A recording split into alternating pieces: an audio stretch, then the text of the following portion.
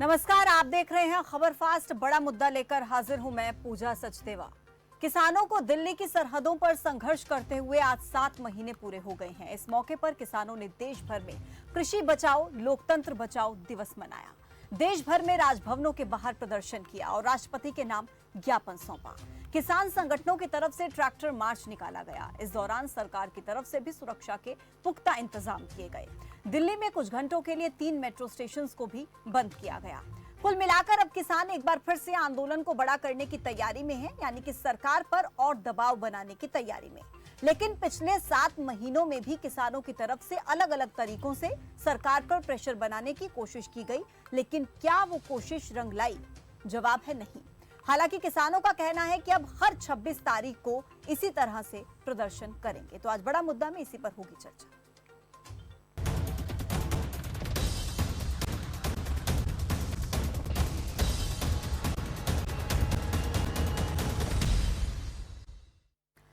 किसानों का कहना है कि अब हर 26 तारीख को इसी तरह से प्रदर्शन होगा। किसान नेता राकेश टिकैत की तरफ से बार बार एक बात का जिक्र किया गया कि सरकार मानने वाली नहीं है, सरकार का इलाज करना पड़ेगा। राकेश टिकैत ने कहा कि आंदोलन कमजोर नहीं हुआ है। हर महीने की 26 तारीख को ट्रैक्टर मार्च निकालेंगे। पश्चिम बंगाल विधानसभा चुनावों की तर्ज पर आंदोलनकारी किसान उत्तर प्रदेश विधानसभा चुनाव के दौरान भी बीजेपी के विरोध की तैयारी कर रहे हैं। यानी कि कुल मिलाकर किसान सरकार पर और प्रेशर बनाने की कोशिश में लगे हैं। इसके इतर केंद्रीय कृषि मंत्री नरेंद्र तोमर ने ट्वीट किया कि किसान अपना आंदोलन समाप्त कर दे, सरकार हर प्रावधान पर बात करने को तैयार है। हरियाणा के गृह मंत्री अनिल विज ने किसान आंदोलन पर कहा कि किसान नेताओं में निराशा हो चुकी है और आंदोलन को जिंदा रखने के लिए वो ऐसे कार्यक्रम बनाते रहते हैं।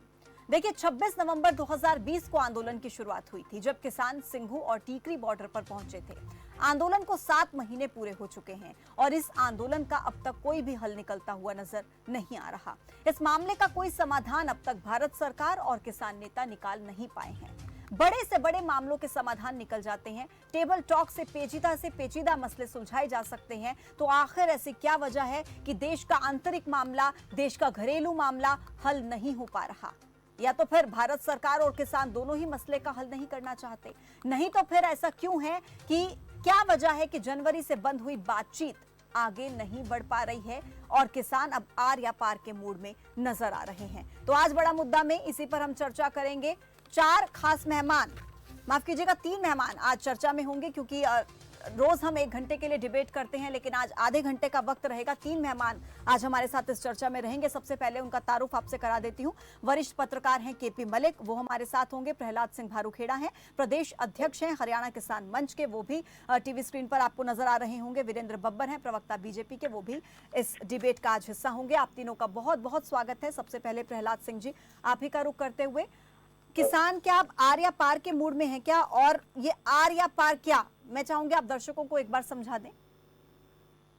आर या पार तो आज से नहीं है। जिस दिन हमने शुरू किया था ये आंदोलन, जो ये अध्यादेश लेके आई थी सरकार, और फिर कोरोना काल के अंदर इन्होंने लोकसभा और राज्यसभा में इन कानूनों को पारित करके देश के ऊपर जो थोपने का काम किया, तब से शुरू से लेके इन आंदोलनों का विरोध कर रहे हैं कि ये जो 3 कानून है ये देश को गुलाम बनाने वाले कानून है।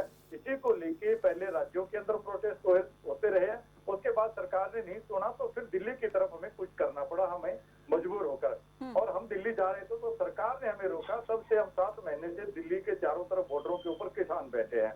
तो ये तो जब से घर से चले थे तभी ये आर पार का ही करके चले थे कि जब तक ये 3 काले कानून वापस नहीं हो जाते तब तक हम यूं ही संघर्ष करते रहेंगे, और जब तक ये 3 काले कानून और एमएसपी खरीद गारंटी कानून नहीं बन जाता है तब तक हम घर वापस नहीं करेंगे।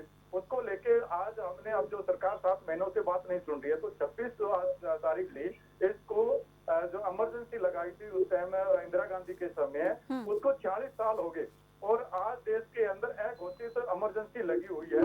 देश की जो सरकारें हैं, जनता ने इनको चुन के वहां पर भेजा है, ये देश की जनता के सेवक है, जबकि ये जाके वहां पे मालिक बन के बैठे हैं, पूरे देश को जो है वो बेचने का काम कर रहे हैं। आज राष्ट्रपति का नाम ज्ञापन हमने पूरे देश के अंदर सभी राज्यपालों को राष्ट्रपति के नाम ज्ञापन सौंपा है कि ये जो सरकारें हैं देश के अंदर तानाशाही कर रहे हैं, देश के लोकतंत्र को खतरा है, संविधान की धज्जियां उड़ाई जा रही है, लोकतंत्र की हत्या की जा रही है, देश की जनता के साथ अन्याय हो रहा है, आंदोलनकारियों को बेवजह जेलों के अंदर डाला जा रहा है।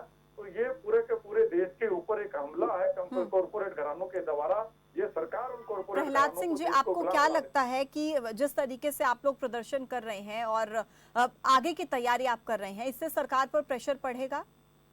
बिल्कुल सरकार के ऊपर प्रेशर पड़ेगा। आज भी देखा आपने, ये सरकार सोच रही थी कि ये लोग तो जो है 7 महीने हो गए, थक गए हैं, अब ज्यादा लंबा नहीं चलेंगे।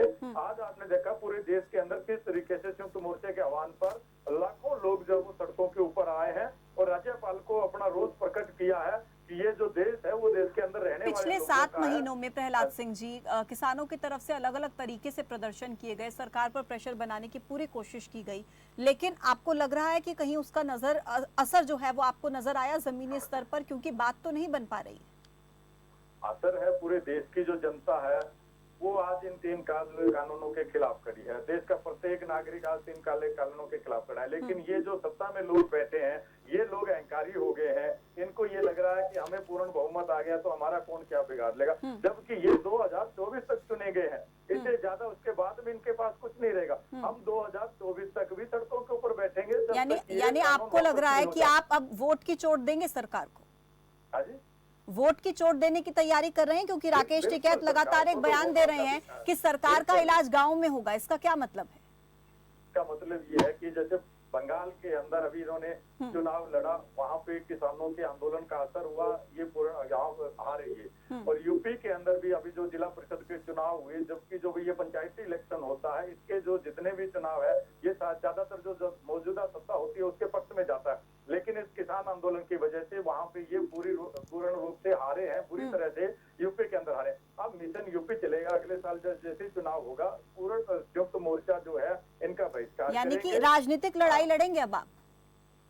ये राजनीतिक लड़ाई इसको कह सकते हैं आप, लेकिन हम कोई जो लोग हैं, किसान हैं, ये कोई राजनीतिक पार्टी नहीं है हमारी। लेकिन देश के अंदर जो राजनीतिक पार्टियां हैं, सत्ता के अंदर जो लोग बैठे हैं, उनको सत्ता से बाहर करने के लिए हमें तो सड़कों पे आना पड़ेगा। क्योंकि हम जो सरकार चुनते हैं, जिन लोगों को चुनते हैं, वो देश के अंदर काम करने वाले किसान, मजदूर, कर्मचारी, जितने भी दुकानदार हैं, सबके हित की नीतियां बनाई जाए। ये कॉर्पोरेट के घरानों की नीतियां बना रहे हैं, इसलिए इनका बहिष्कार तो करेंगे। चुनाव के अंदर पूर्ण एक बात बताइए प्रहलाद सिंह जी, महामारी का समय चल रहा है, ऐसे में जो ट्रैक्टर रैलियां आप लोगों की तरफ से निकाली गई, क्या आपको लगता है कि आज ये ट्रैक्टर रैलियां निकाली जानी चाहिए थी कोविड के समय में? क्योंकि अगर फिर कोरोना का कहर फिर से बढ़ता है तो फिर ये भी तो आप पर आरोप लगेंगे ना कि सुपर स्प्रेडर का काम किया आप लोगों ने। देखो, कोरोना जो है एक बीमारी है, हम इसको डिनाई नहीं कर रहे हैं। लाखों लोग दिल्ली के चारों तरफ बैठे हैं, एक भी कोरोना का वहाँ पे मरीज नहीं आया। इतने लोग जो इकट्ठे बैठे हैं, इतनी रैलियां होती है, कोरोना के मरीज वहाँ पे नहीं आए। लेकिन कोरोना की बीमारी का ये बहुत अच्छी बात है कि अगर आप लोग कोरोना से पीड़ित नहीं हुए हैं, बहुत अच्छी बात है, हम आपके बेहतर स्वास्थ्य की कामना करते हैं। लेकिन क्या इस बात से आप इतने ज्यादा ओवर कॉन्फिडेंस में आ गए कि आपको कोरोना नहीं हो सकता, या आपकी वजह से किसी और को नहीं हो सकता? पूजा जी, ये ओवर कॉन्फिडेंस की बात नहीं है। हमें अगर कोरोना से घर बैठे मरेंगे, उससे पहले तो जो ये कानून आ रहे हैं, इस कानून से तो हमारी पीढ़ियां मर जाएंगी। इससे तो अच्छा है कि हम लड़ते लड़ते इन कोरोना से भले मर जाएं, लेकिन इन कानूनों से हमारी पीढ़ियों की आपको अपने स्वास्थ्य की चिंता नहीं है, बाकी लोगों के स्वास्थ्य की चिंता तो होगी ना। आप लोगों की वजह से और लोग भी तो संक्रमित हो सकते हैं। बिल्कुल, हम इन चीजों के लिए पूरा ध्यान रखते हैं। वहाँ पे साफ सफाई का ध्यान है, लोग वैक्सीन लगवा रहे हैं। ये जो ट्रैक्टर रैलियों की तस्वीरें टीवी स्क्रीन पर चल रही हैं, इसमें कितने लोगों ने मास्क लगा रखे हैं प्रहलाद सिंह जी? अभी भी टीवी स्क्रीन पर देखिए तस्वीरें जो चल रही हैं ट्रैक्टर रैलियों की, कितने प्रोटोकॉल्स का पालन आपने किया? एक एक ट्रैक्टर पर कितने कितने लोग सवार होकर गए? मास्क लगाए क्या? बंगाल के अंदर अभी देखो, बंगाल में चुनाव था, मोदी रैली कर रहे थे, सुबह दिन में जाके वो भीड़ को संबोधित करते हैं, वहाँ को बड़ी बड़े कट करते हैं, तब कोरोना कहाँ चला जाता है? शाम को आके टीवी के ऊपर वो कोरोना रोते हैं। या हरियाणा के अंदर मुख्यमंत्री आते हैं, बड़ी रैलियां करते हैं, बड़े प्रोग्राम करते हैं। ठीक है, उन्होंने जैसा किया आप भी वैसा ही करेंगे। सरकार से हम लोग सवाल किए ये वाले कि आप लोगों ने जब चुनाव करवाए वहां पर कोरोना प्रोटोकॉल्स का पालन किया गया क्या? लेकिन क्या आप उसी तर्ज पर आगे बढ़ रहे हैं? हमारी मजबूरी है, हमारी मजबूरी है, क्योंकि आज देश दोबारा से गुलाम होने जा रहा है और इस देश को बचाना है। तो इन बीमारियों के बीच में भी साथ साथ लड़ते लड़ते भी हमें देश के इन दुश्मनों से भी लड़ना पड़ेगा। क्योंकि ये कोरोना काल का बहाना लेकर इन्होंने इन कानून जो है रातों रात इन्होंने पास कर दिए। अब अगर हम चुप बैठे रहेंगे तो ये तो देश को बेच देंगे। बीमारी से हम बच गए तो देश इन जो कानून बना रहे हैं। चलिए, आती हूँ मैं आपके पास, वीरेंद्र बब्बर जी। लड़ते बीमारी से बच जाए, लेकिन अपने आने वाली जो पीढ़ियां हैं उनके लिए हम कोई सुरक्षा प्रदान कर जाए। ठीक है, आ रही हूँ मैं आपके पास वापस। वीरेंद्र बब्बर जी, क्या इस दिन के लिए आप लोगों को चुना गया था कि देश का आंतरिक मामला, देश का घरेलू मामला, उस पर आप समाधान ना निकाल पाए? ये सवाल किसान नेताओं से भी है। 7 महीने का वक्त बीत चुका है, अब तक कोई समाधान नजर नहीं आ रहा। आप लोग समाधान चाहते नहीं हैं या फिर समाधान कर नहीं सकते? देखिए पूजा जी, मैं आपको एक बात बताना चाहूंगा कि आज जिस कानून को काला कानून बताया जा रहा है, जब ये कानून लागू हुआ था, इसी महेंद्र सिंह टिकैत जी ने, ये हमारे जो टिकैत साहब है राकेश टिकैत जी ने इस कानून का स्वागत किया था। और अगर हम पीछे चले जाएं तो हमारे आदरणीय महेंद्र सिंह टिकैत जी इस कानून के लिए लड़ते रहे कि इस प्रकार का कानून बनना चाहिए। और आज की परिस्थितियां देखिए, आज परिस्थितियां क्या है, सरकार बात करने को तैयार है, संशोधन के लिए तैयार है, सरकार इस कानून को 1.5 साल के लिए पेंडिंग करने के लिए भी तैयार है। माननीय उच्चतम न्यायालय के आदेश पर कमेटी बनी, किसान आंदोलन के नेताओं ने उसे मानने से इनकार कर दिया। 11 दौर की बातचीत सरकार की मंशा दिखाती है कि सरकार क्या चाहती है। और आपने देखा जिस प्रकार से अभी आदरणीय हमारे किसान यूनियन के हमारे जो प्रवक्ता जी जिस प्रकार से कह रहे थे कि हमने वेस्ट बंगाल में जाकर के इनको हराया, हमने यूपी में इनको हराया, आप जाके यूपी में हराएंगे, पंजाब में हराएंगे। दरअसल ये किसान आंदोलन नहीं रह गया, ये एक राजनीतिक आंदोलन बन गया है। देखिए इसके अंदर किसानों का तो कहीं नाराज, किसान कहीं नाराज नहीं है इसके अंदर। आपने गवर्नर साहब को ज्ञापन देना है, आप 100 बार दीजिए ना। राष्ट्रपति जी को ज्ञापन देना है, आप 100 बार दीजिए, कौन रोक रहा है? यानी आपको कोई असर नहीं हो रहा? आपने बहुत अच्छी बात कही। ज्ञापन देने के लिए आप कहते हैं कि आपकी ऑल इंडिया किसान यूनियन है, आपकी जितनी भी लोकल यूनिट्स हैं, अपने लोकल यूनिट के प्रेसिडेंट का या जो रिस्पॉन्सिबल अथॉरिटीज है 5-5 लोगों का डेलीगेशन भेजते, कोरोना नियमों का सम्मान करते हुए गवर्नर साहब के पास आ जाते। और आप देख रहे हैं अभी टीवी चैनल के ऊपर चल रहा है, आप कौन गारंटी ले सकता है इस बात की कि ये कानून स्प्रेडर नहीं बनेंगे? कौन गारंटी ले सकता है कि जितने गरीब किसान अपने अपने घरों से आए हैं ये वापस जाकर के इनको कोरोना नहीं होगा? तो फिर कीजिए ना सॉल्यूशन कीजिए ना वीरेंद्र बब्बर जी, सॉल्यूशन कीजिए, मत बनने दीजिए उनको सुपर स्प्रेडर। बात देखिए, सॉल्यूशन क्या होता है? सॉल्यूशन ये होता है, नरेंद्र तोमर जी जो हमारे कृषि मंत्री हैं वो कहते हैं मैं आधी रात को भी बात करने के लिए तैयार हूँ। टिकैत साहब कहते हैं सरकार का इलाज करना पड़ेगा। टिकैत साहब कहते हैं दिल्ली कान खोलकर सुन ले। टिकैत साहब कहते हैं 2024 तक आंदोलन चलेगा। जब मन बन चुका है कि आंदोलन 2024 तक चलाना है, जब मन बन चुका आप लोग भी तो कहते हैं कि कृषि कानून वापस नहीं होंगे और किसी मुद्दे पर बात कर लीजिए और किसी प्रावधान पर बात कर लीजिए। सवाल ये है पूजा जी, देश की सरकार किसानों का हित चाहती है, देश की सरकार किसानों की आमदनी दुगनी कैसी हो ये चाहती है। देश की सरकार ने जो कानून बनाया, मैं आपको बताना चाहता हूँ, किसान सम्मान नियम के तहत किसान सम्मान जो योजना है, 9 करोड़ से अधिक किसानों ने रजिस्ट्रेशन करवाया है। क्या वो किसान नहीं है? क्या किसी ने जबरदस्ती रजिस्ट्रेशन करवा दिया? वीरेंद्र बब्बर जी, बीजेपी के कोई भी प्रवक्ता जब किसी डिबेट में जुड़ते हैं ये सवाल जरूर उठाते हैं कि ये किसान नहीं है, किसान अपने खेतों में ट्रैक्टर चला रहे हैं, किसान अपने खेतों में खेती कर रहे हैं। ठीक है, किसने कहा किसान नहीं? आप मानते हैं? ठीक है, अगर मान लीजिए ये केवल 10% किसान भी हैं, 5% किसान भी हैं, तो भी बात तो आप सुनेंगे ना, बात तो करेंगे ना। कृषि मंत्री जी कह रहे हैं मैं आधी रात को बात करने के लिए तैयार हूं। लेकिन किस मुद्दे पर?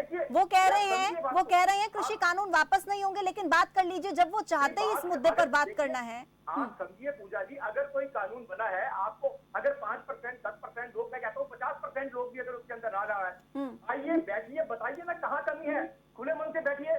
जो चीजें खराब होंगी, जब आपको हम ये कह रहे हैं जो संशोधन करना होगा वो करेंगे, जो एक बात बताइए, कहीं बदलाव करना होगा तो वो भी करेंगे। वीरेंद्र बब्बर जी एक बात बताइए, 2 मुद्दे इस वक्त किसानों की तरफ से मेन उठाए गए हैं, कृषि कानूनों को वापस लेने का मुद्दा और एक एमएसपी पर कानूनी गारंटी। कृषि कानून, एक सेकंड सर प्लीज, मेरा सवाल पूरा होने दीजिए, देखिए मैं आपको 2 बातें बताना चाहता हूँ। आप इस किसान आंदोलन के अंदर आप एक बात को समझिए, सरकार की मंशा इससे आपको समझ में आएगी।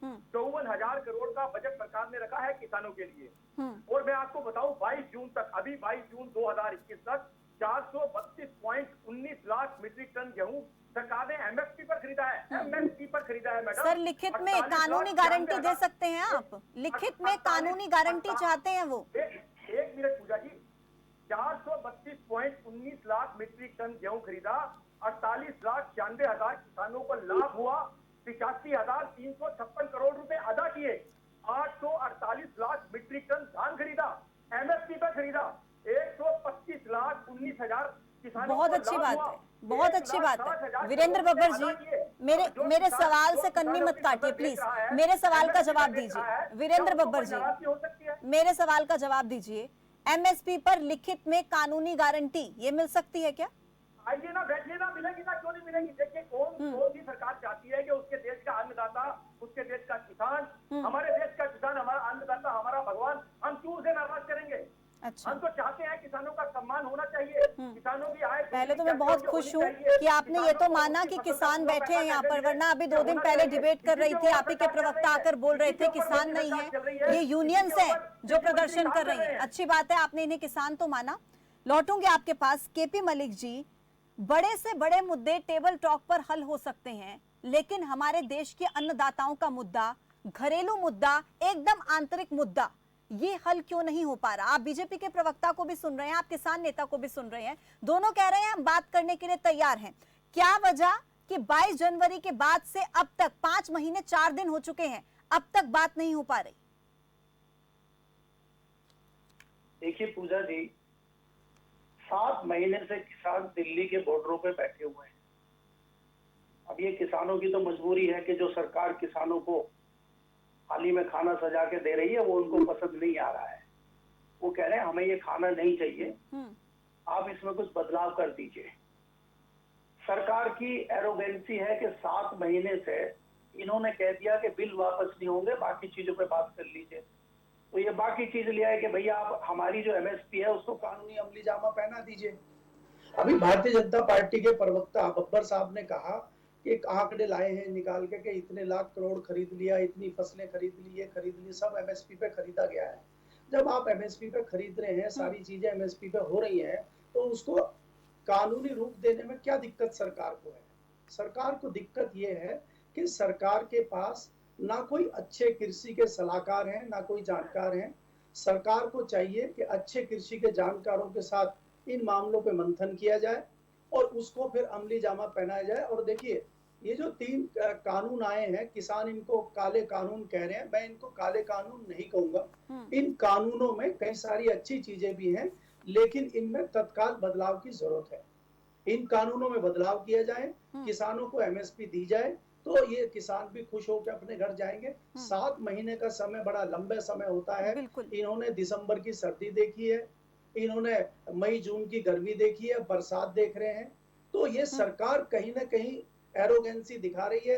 प्रधानमंत्री जी कहते हैं कि एक फोन कॉल की दूरी पे है। अब वो कौन सा फोन है, कौन सा नंबर है, कैसे वो किसान जाए, किससे बात करें? अभी भारतीय जनता पार्टी के प्रवक्ता ने कहा कि कृषि मंत्री तोमर जी रात को 12 बजे भी बात करने को तैयार हैं। भाई, आप मेरे को 12 बजे को बात करने को तैयार हैं, तो कब बुलाएंगे, कौन बुलाएगा, और बुला के आप करेंगे क्या? तो कहीं ना कहीं सरकार जो है, अब आप देखिए इतने दिनों से चल रहा है। अब उत्तर प्रदेश और पंजाब 2 महत्वपूर्ण राज्य हैं जहां पे किसान आंदोलन है, तो उन राज्यों में चुनाव है। उसको देखते हुए भी सरकार का अभी कहीं ना कहीं हमें ये दिखाई नहीं दे रहा है कि सरकार इस मूड में है कि किसानों को बुला के बात किया जाए। दूसरी बात ये भी है, मैं इसको बहुत अच्छी बात नहीं मानता राकेश टिकैत का इस प्रकार से कहना कि हमने जो है वेस्ट बंगाल में इनको सबक सिखाया और हम उत्तर प्रदेश में सिखाएंगे। किसानों को चाहिए कि वो राजनीतिक बात ना करके अपनी मांगों को सरकार के सामने रखें और उसी पर जोर दें। केपी मलिक जी, आपको ऐसा लगता है, आपका ये मानना है कि जो कृषि कानून है उन पर बैठकर बात होनी चाहिए और एमएसपी पर जो लिखित में कानूनी गारंटी मांग रहे हैं किसान, वो सरकार को दे देनी चाहिए, तभी इस पूरे मसले का हल निकल सकता है? देखिए पूजा जी, मैं 2 चीजें आपको बता देता हूँ। सरकार के लिए एमएसपी देना कोई बहुत बड़ी बात नहीं है। इसमें जाहिर सी बात है कि सरकार अगर कानूनी गारंटी देती है तो ये सरकार के लिए एक जिम्मेदारी बन जाती है कि उन फसलों को सरकार को खरीदना ही पड़ेगा। अभी क्या होता है कि अगर ज्यादा फसल पे प्राइवेट व्यापारी लेते हैं या कम पे भी प्राइवेट व्यापारी लेते हैं तो वो किसान से ले लेते हैं।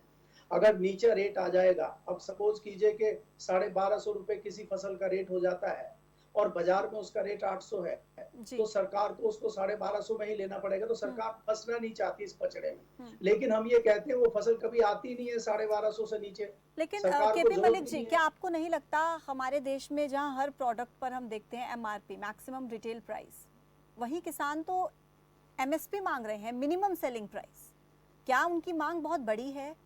क्या सरकार इसको पूरा नहीं कर सकती? ये मांग बहुत बड़ी नहीं है पूजा जी, ये मांग बहुत जायज है, बहुत अच्छी मांग है ये आपने बहुत अच्छा सवाल उठाया कि हर प्रोडक्ट पे एमआरपी रहता है और ये एमएसपी है, मिनिमम सपोर्ट प्राइस है ये मिनिमम प्राइस भी नहीं, वो तो मैक्सिमम प्राइस है, तो सपोर्ट प्राइस है। बिल्कुल बिल्कुल। तो इसको सरकार को देना चाहिए, सरकार को इस पे विचार करना चाहिए। मुझे लगता है सरकार तमाम किसानों को जो सब्सिडी देती है, जो छूट देती है, तत्काल उनको बंद कर देना चाहिए सरकार को। सरकार जिस प्रकार से डायरेक्ट किसान के खाते में 6,000 रुपए भेज रही है, वो सब्सिडी अगर किसान को देना चाहती है और सरकार की मंशा ठीक है तो डायरेक्ट किसान को एमएसपी के रूप में या डायरेक्ट उसके खाते में दे। कंपनियों को क्यों सब्सिडी दे रही है? तो यहाँ लगता है कि सरकार जो है कंपनियों का फायदा करना चाहती है, किसानों के फायदे के मूड में सरकार मुझे नहीं दिखती। वीरेंद्र बब्बर जी के पास जाऊंगी सीधा। वीरेंद्र बब्बर जी, आती हूँ सर आपके पास। आज समय की थोड़ी सी कमी, हाँ जी पूरी कीजिए जल्दी से। कहना चाहूंगा कि सरकार की मंशा अगर वास्तव में किसानों का भला करना है तो सरकार तमाम छूट खत्म करे, सरकार उनकी किसानों की इनकम टैक्स लगाए किसानों के ऊपर और इनकम टैक्स ले किसानों के ऊपर से। मुश्किल से 2-3% किसान होंगे जो इनकम टैक्स के दायरे में आएंगे और आप उनको फैसिलिटी दीजिए तमाम। ठीक है, उस पर सरकार वीरेंद्र बब्बर जी के पास जाऊंगी सीधा। वीरेंद्र बब्बर जी, केवल मिनिमम सपोर्ट प्राइस की मांग की जा रही है किसानों की तरफ से, और आपको याद होगा गुजरात के सीएम रहते हुए प्रधानमंत्री नरेंद्र मोदी की तरफ से एक पत्र लिखा गया था, रिपोर्ट लिखी गई थी, तब तत्कालीन प्रधानमंत्री थे मनमोहन सिंह। उसमें क्लॉज नंबर B3 में किसान और व्यापारी वाले लेन देन एमएसपी से नीचे नहीं होने चाहिए, इस बात का जिक्र था। तो आज एमएसपी पर कानूनी गारंटी देने में, कानूनी अमलीजामा पहनाने में कहां दिक्कत है सरकार को? मैं आपसे पूछता हूं पूजा जी, मना किसने किया है? आप आइए ना, बात कीजिए। आप बात ही नहीं करना चाहते, मैंने आपको क्या कही एक बात। बहुत अच्छे से आप केवल एक लाइन बात के बैठे हैं कि ये काले कानून वापस लो, इससे कम में कोई बात नहीं है। अभी आपके चैनल के ऊपर तोमर साहब का ट्वीट बार बार चल रहा था कि आइए बात करिए, जिस भी प्रावधान पे आपत्ति है। सर वो भी कह रहे हैं आइए बात करिए, किसान भी तो कह रहे हैं बात कर लेते हैं। उन्होंने कब मना किया कि हम बात नहीं करते? भारत सरकार कानून के किसी भी प्रावधान में आपत्तिजनक जो चीज होगी उसका निराकरण करने के लिए तैयार है। ये अभी नरेंद्र तोमर जी का ट्वीट आपके चैनल पे दिखाया जा रहा है बार बार। किसान कब मना कर रहे हैं? आप कैसे कह सकते हैं किसान बात नहीं करना चाहते? उन्होंने कब मना किया बात करने से? जब टिकैत साहब जो इनके नेता है, उनका जब टीवी के ऊपर स्टेटमेंट आता है, वो सीधी सीधी बात करते हैं कि इसके वापसी के अलावा और कोई बात नहीं है। ये कानून जब तक वापस नहीं होगा तब तक हम घर नहीं जाएंगे। अरे भाई, अगर इसमें कोई अच्छी चीजें हैं तो उसे ले लीजिए, जो बुरी चीजें हैं उसे हटा दीजिए। अभी मलिक साहब ने बहुत अच्छी बात कही कि एमएसपी दीजिए, इनके ऊपर इनकम टैक्स लगाइए, जो बाकी फैसिलिटीज है वो खत्म कीजिए। अरे भैया, फैसिलिटीज खत्म करना अलग बात है, इनकम टैक्स लगाना, मैं कह रहा हूँ इस कानून में अगर 10 चीजें हैं, 2 तो अच्छी होंगी। आप आइए ना, बैठिए। और एक तरफ अगर आप इस प्रकार की घोषणाएं करेंगी, सरकार का इलाज करना पड़ेगा अगर आपके ये डायलॉग होंगे। दिल्ली कान खोलकर सुन ले अगर आपके डायलॉग होंगे। ठीक है, 2024 तक समय की कमी, आखिरी कमेंट में ले लेती हूँ प्रहलाद सिंह भारूखेड़ा जी से। प्रहलाद सिंह जी, आती हूँ आपके पास, आ रही हूँ सर, समय बचा तो जरूर आऊंगी आपके पास। प्रहलाद सिंह जी बताइए, कहीं ना कहीं तो बीच का रास्ता निकालना पड़ेगा ना, या आप अपनी बात पर अड़े रहेंगे कि नहीं? प्लीज सर, एक एक करके सर, प्लीज। बीच का रास्ता निकालेंगे या नहीं? सच और झूठ के बीच का कभी कोई रास्ता नहीं होता, या तो आपको इस तरफ होना होता है या इस तरफ होना होता है। ये जो कानून आए हैं, अब सर ये तो आपकी जिद हो गई ना फिर बर्बाद करने वाले। प्रहलाद सिंह जी, ये तो जिद हो गई ना आपकी। वो कह रहे हैं कि आप एमएसपी पर बात कीजिए, वो कह रहे हैं आपको बीच का रास्ता निकालना होगा या नहीं, या वहीं पर बैठे रहेंगे आप 2024 तक, जैसा कि टिकैत साहब कह रहे हैं? बातचीत करने से हमने कभी इनकार नहीं किया, सरकार ने ही इनकार किया था बातचीत करने को लेकर।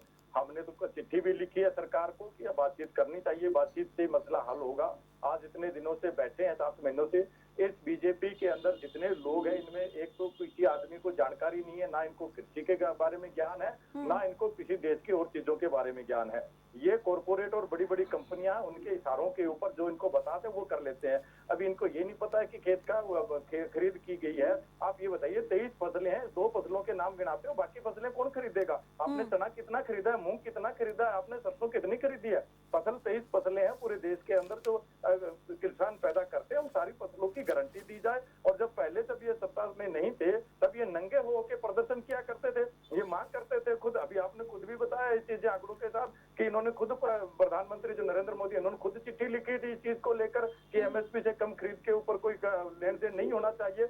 आज ये जो कह रहे हैं कि एमएसपी जो है वहाँ गारंटी है, गारंटी का आप लिख दीजिए 2 लाइन, आपको लिखने में दिक्कत क्या आ गई है? जब ये देश है, वो कह तो देश रहे ने हैं, आपको आइए चुना बात है। कीजिए, करते हैं बात। अगर लगेगा सरकार को तो तैयार है। बब्बर साहब कह तो रहे हैं यहाँ पर। बिल्कुल हम बातचीत करने को तैयार है, हमने कभी नहीं कहा हम बातचीत करने को तैयार नहीं है। प्रॉब्लम यही जबकि है, आप सरकार बातचीत हमें करने के लिए बुलाए। तैयार हैं, सरकार बातचीत करने के लिए तैयार है, तो बात क्यों नहीं हो रही? कौन दीवार किसने खड़ी की है ये सरकार बीच? बातचीत करे, सरकार ने हमें एक बार नहीं बुलाया बातचीत करने के लिए, सिर्फ ये बयानबाजी कर रहे हैं कि हम बातचीत कर। आप बब्बर साहब देखिए, बताइए, आप देखिए, टीवी स्क्रीन पर आकर के बयान दे देना, क्या इससे तय हो जाएगा कि आप बातचीत करना चाहते हैं, या फिर एक कोई कॉल करके किसानों को पत्र लिखकर किसी तरीके से उनसे डायरेक्ट बात करेंगे कि आइए आके बात कर लीजिए? देखिए, एक अभी बहुत अच्छी बात आदरणीय प्रहलाद जी ने एक बात कही कि जब तक ये सरकार में नहीं थे ये नंगे होकर के इसी बात की डिमांड किया करते थे। हमारे बारे में कहा, बीजेपी के बारे में कहा। मैं कहता हूं इसी कानून के लिए स्वर्गीय महेंद्र सिंह टिकैत बाबा साहब ने इस कानून के लिए लड़ाई लड़ी कि ये कानून लागू होना चाहिए। जिस दिन ये कानून लागू हुआ उसके अंदर राकेश टिकैत जी ने इस कानून का स्वागत किया। एक रात के अंदर ऐसा क्या बदलाव आ गया कि 4 दिन जिस चीज पहले आप स्वागत कर रहे हैं, 4 दिन के बाद आप उसका विरोध कर रहे हैं। और जो टिकैत साहब कहा करते थे किसानों के हित में ये कानून बनने चाहिए, अगर सरकार ने ये कानून बनाया है और नई बात अभी ये 23 फसलों की बात आज कर रहे मेरे हैं। पास समय की थोड़ी सी कमी है, माफी के साथ मुझे रुकना होगा। आप तीनों का बहुत शुक्रिया मेरे साथ इस खास चर्चा में जुड़ने के लिए और तमाम सवालों के जवाब देने के लिए। तो देखिए, किसान अपने आंदोलन को तेज करने की तैयारी कर रहे हैं, कह रहे हैं कि हर 26 तारीख को सरकार को याद दिलाया जाएगा और हर 26 तारीख को किसान अपने आंदोलन को तेज करेंगे और प्रदर्शन को और ज्यादा तेज करेंगे। लेकिन सवाल ज्यों का त्यों बना हुआ है कि आखिर सरकार और किसानों के बीच बातचीत होगी भी या फिर नहीं, क्योंकि 5 महीने से ज्यादा का वक्त बीत चुका है। सरकार और किसानों के बीच अब तक कोई बात हो नहीं पाई है और जब तक बात होगी नहीं तब तक बात बनेगी कैसे, ये सबसे महत्वपूर्ण सवाल। बड़ा मुद्दा में मेरे साथ अभी के लिए फिलहाल इतना ही। बड़े अपडेट्स के लिए आप जुड़े रहिए खबर फास्ट के साथ। नमस्कार।